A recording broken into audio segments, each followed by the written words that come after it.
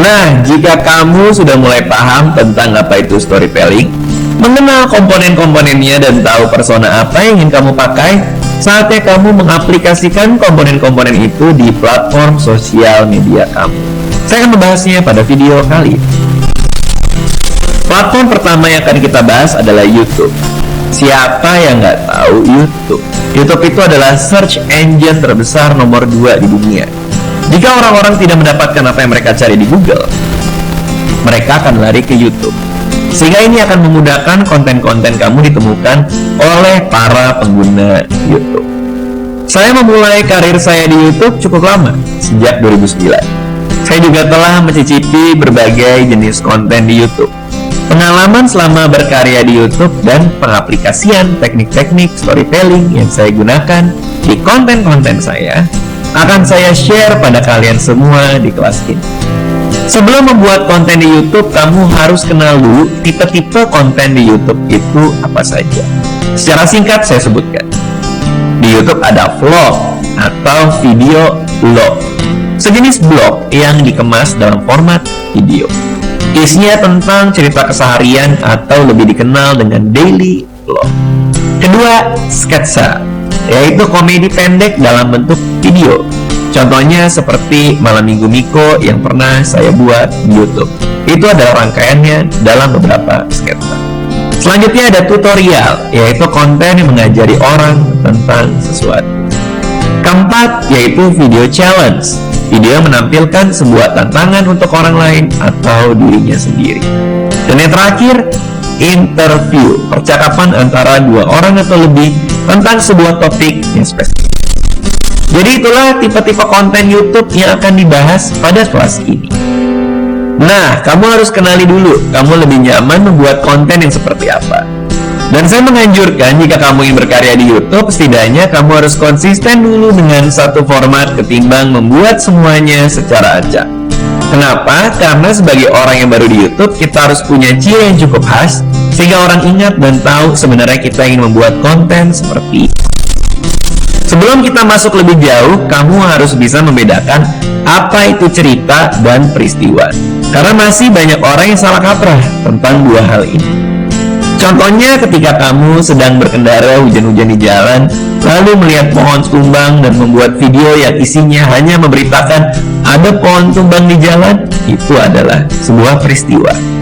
Tetapi kalau kamu menceritakan bahwa kamu sedang buru-buru pulang untuk merayakan ulang tahun ibumu, tetapi di jalan ada pohon tumbang dan kamu terjebak, lalu kamu melakukan usaha tertentu untuk melalui pohon tumbang itu, dan pada akhirnya kamu tetap gagal ikut merayakan ulang tahun ibumu, nah itu bisa disebut sebagai sebuah cerita. Karena ada karakter, tujuan, dan halangan atau tantangan. Sekarang udah jelas perbedaan antara cerita dan peristiwa. Bagaimana aplikasinya sekarang di tipe-tipe konten yang sudah kita bahas? Pertama yaitu vlog. Ada vlog yang baru-baru ini saya buat, yaitu tentang Alia pentas seni. Kalau saya menginformasikan bahwa Alia sedang ikut pentas seni, vlog itu jadi tidak menarik buat diikuti. Tetapi jika saya sebagai karakter ingin membuat anak saya sukses dalam pentas seninya, nah di sana ada tujuan. Namun saya juga punya halangannya. Anak saya malah memberontak dan menghancurkan apa yang sudah kami siapkan. Hasilnya adalah dia malah nyanyi setelah acaranya bubar. Maka jadilah sebuah vlog yang bercerita dan bukan hanya menampilkan peristiwa-peristiwa. Dari kalian pasti ada yang bertanya, yang namanya vlog itu bukannya kejadiannya asli apa adanya? Bukannya daily vlog itu kita cuma ngerekam doang? Lalu gimana cara kita membuat vlog yang sesuai dengan rumusan storytelling yang sudah kita pelajari bersama? Nah, yang saya lakukan adalah saya merekam semuanya. Tetapi yang penting saya tahu apa tujuan si karakter. Kembali kepada contoh video Alia pentas seni. Di situ saya sebagai karakter clear dengan tujuan saya, yaitu saya ingin Alia siap pentas. Namun pada saat mulai merekam, saya juga tidak tahu apa halangannya. Namun karena saya sudah terbiasa dengan rumusan storytelling ini, saya menjadi peka untuk menangkap halangan yang menarik untuk diceritakan. Lalu saya juga tidak lupa merekam usaha-usaha yang saya lakukan. Apapun itu hasilnya, itu adalah bagian dari cerita yang bisa kita rekam dan bagikan. Ketika kamu ingin membuat vlog, maka hal-hal ini yang perlu kamu perhatikan. Contoh lainnya, saya pernah membuat video tentang adik-adik saya ingin membuatkan oatmeal banana cake untuk saya. Jika saya membuat videonya yang hanya menunjukkan bagaimana adik saya membuat oatmeal banana cake, ya selesai dan tidak menarik. Maka saya membuat videonya dengan komponen-komponen storytelling tadi. Ada karakternya, yaitu saya sebagai penulis yang tidak pernah belajar memasak. Tujuan kontennya adalah menunjukkan ke adik saya bahwa saya juga bisa masak. Nah, di sini sudah jelas halangannya adalah saya tidak tahu cara membuatnya, tidak tahu takarannya, dan segala macamnya untuk menghadapi halangan itu. Usaha yang saya lakukan adalah berusaha mengikuti instruksi adik saya. Outputnya apa? Akhirnya berakhir dengan gagal. Ada karakternya punya tujuan, ada usaha, dan ada halangan atas usaha itu. Dalam vlog ini saya tidak menceritakan stake-nya secara khusus dan itu tidak masalah, karena memang saat itu tidak ada yang dipertaruhkan atau tidak ada konsekuensi khusus. Nah, sekarang kita coba yuk kembali ke Alex dan membuat vlog yang sesuai dengan karakter si Alex ini. Di awal kita sudah mengantongi info bahwa Alex adalah seorang pemuda yang umurnya 22 tahun, mahasiswa tingkat akhir, dia bucin dan tubuhnya pendek. Dia juga merasa bahwa kampus tidak membantu dia menemukan tujuan hidupnya. Untuk langkah awal bisa kita jabarkan seperti ini. Nama, Alex. Umur, 22 tahun. Status, mahasiswa tingkat akhir.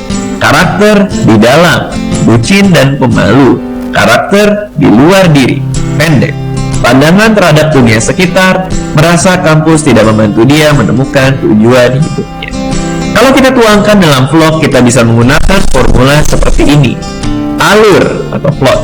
Alex ingin menjemput pacarnya, tapi dosen pembimbing minta ditemui saat itu juga. Misalkan durasi vlognya adalah 6 menit, maka bisa dibuatkan storyboard seperti ini. 2 menit, Alex menjelaskan kondisinya saat ini, pacarnya nelpon minta dijemput, sedangkan dia lagi ngerjain revisian skripsi, dan dosen pembimbingnya tiba-tiba nelpon minta ditemui saat itu juga. 4 menit, usaha Alex untuk menunda ketemu dosen, misalnya dia bikin alasan tiba-tiba sakit perut atau kucing tetangganya mati. Selain itu, ada usaha Alex agar membuat pacarnya tidak ngambek. Misalnya dengan ketemuan sama pacarnya sambil bawa buket bunga yang isinya duit karena Alex ini bucin. 2 menit, Alex bisa jemput pacar tapi dosen pembimbingnya jadi marah. Dia tidak peduli, kenapa? Barulah di akhir video dia memasukkan pandangan yang ingin disampaikan bahwa kampus tidak membantu dia menemukan tujuan hidupnya, makanya dia males-malesan. Nah, yang tadi itu kan karakter fiktif dengan cerita fiktif. Jika dibawa ke dalam kehidupan nyata, itu bisa saja terjadi jika ada kepekaan melihat masalah dan keterampilan mengolahnya menjadi sebuah cerita. Kita harus punya mindset untuk melihat cerita, bukan melihat peristiwa. Setelah kamu tahu cara membuat vlog dengan teknik storytelling, coba deh mulai lihat di sekitarmu apa kira-kira yang bisa dieksplor dan dipraktekkan. Sekarang kita lanjut ke sketsa. Sketsa adalah sebuah komedi pendek yang berkaitan dengan cerita yang sangat spesifik pada ruang dan waktu yang juga spesifik. Contohnya bisa kalian lihat pada link yang tersedia di sini. Judulnya Etika Memakai WC Umum, yang isinya sangat tidak beretika. Silakan kalian tonton dulu videonya.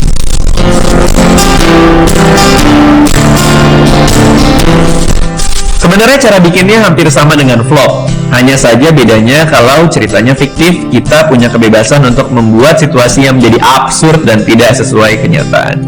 Contoh, saya kan nggak mungkin dong masuk WC dari kolong untuk membuat orang buru-buru selesai. Cuma karena ini sketsa, saya punya keleluasaan untuk membuat segala sesuatunya menjadi absurd. Nah, kalau kita mau mengkontekstualisasi dengan contoh si Alex, kegelisahannya kita bisa lihat dari 3 hal ini. Dia bucin dan pemalu, pendek, atau tentang pandangannya mengenai dunia sekitar. Sekarang sketsanya mau seperti apa? Misalnya kita ambil saja kegelisahan Alex sebagai orang pendek. Sketsanya bisa dibuat menjadi enaknya jadi orang pendek. Di sini Alex punya tujuan ingin dianggap keren di mata cewek-cewek walaupun dia pendek. Halangannya kebanyakan cewek-cewek tidak menganggap cowok pendek itu keren. Stake-nya, Alex akan makin lama menjomblo kalau tidak berhasil mengubah pandangan cewek-cewek terhadap cowok pendek. Lalu, isi sketsanya bisa usai dilakukan Alex untuk menunjukkan bahwa jadi orang pendek itu ada untungnya. Misalnya, sketsa 1, cowok pendek lebih sigap ngelapin sepatu ceweknya yang kotor. Sketsa 2, cowok pendek lebih enak kalau ngeboncengin cewek karena tidak menghalangi pandangan si cewek ke depan. Itulah contoh-contoh sketsa yang menggunakan penerapan teknik storytelling. Nah, itulah penjelasan sebagian mengenai tipe konten yang ada di YouTube. Pembahasan mengenai tutorial, video challenge, dan interview akan dibahas pada video berikut.